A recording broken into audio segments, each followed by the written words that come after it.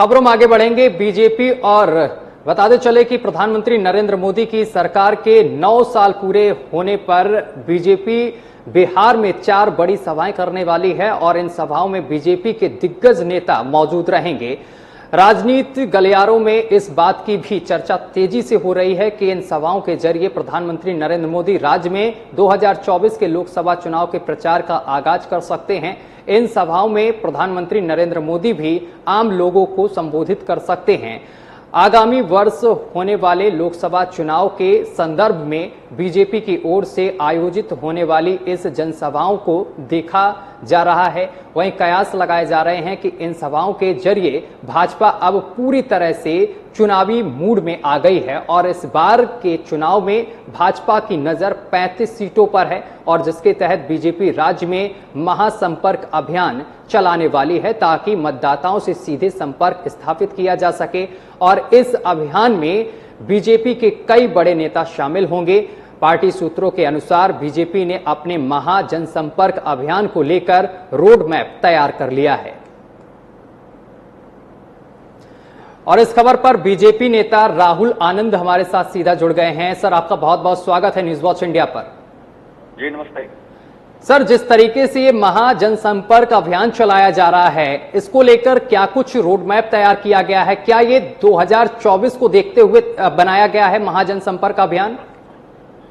देखिए, जब से भारतीय जनता पार्टी जब सत्ता में आई थी उस समय से ही इनके विचारधारा से आम जनों का जुड़ाव रहा है। जब हम सत्ता में आए थे, आने से पहले भी, कि सबका साथ सबका विकास सबका सम्मान की जो हम बात करते थे, आज वो देखने को मिल रहा है। स्टार्टिंग में जब हमारा दौर शुरू हुआ था तो उस समय लोग कहते थे कि ये कौन से दिन की बात करते हैं, किस अच्छाई की बात करते हैं। लेकिन जब वक्त गुजरा, लोगों का साथ मिला और हम दोबारा 19 में बहुमत के साथ वापस में हमारी दर्ज हुई, तो इससे जनता के साथ हम कनेक्ट हो गए।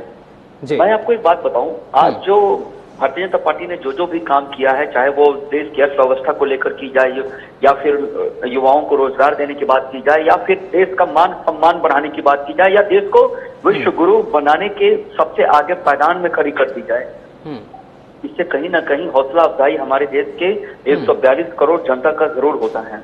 मैं आपको बताना चाहूंगा कि जो 2024 का जो रण है और जब आपके सामने जब कंपटीटर भी होते हैं और तब लड़ाई का मजा ही कुछ अलग होता है।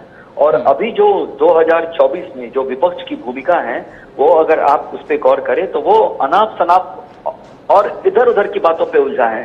चाहे वो दिल्ली की मसला से शुरू कर लीजिए, उनका ये सेमीफाइनल है, जो हालांकि ये हमारे चर्चा का विषय नहीं था, लेकिन फिर भी मैं इस चीज को कह इसलिए रहा हूं क्योंकि जो आर्टिकल 239AA है उसमें उस दिल्ली के अधिकार के बारे में जानकारी दी गई है। लेकिन लोग कहते हैं लिखन के सामने भगंत का कुछ नहीं होता है। तो मैं आपको बस इतना कहूंगा कि कोई नहीं है टक्कर में, क्यों पड़े हो चक्कर में। चलिए, और जो चलिए राहुल जी, बहुत बहुत शुक्रिया आपका तमाम जानकारी साझा करने के लिए, हमारे साथ बातचीत करने के लिए।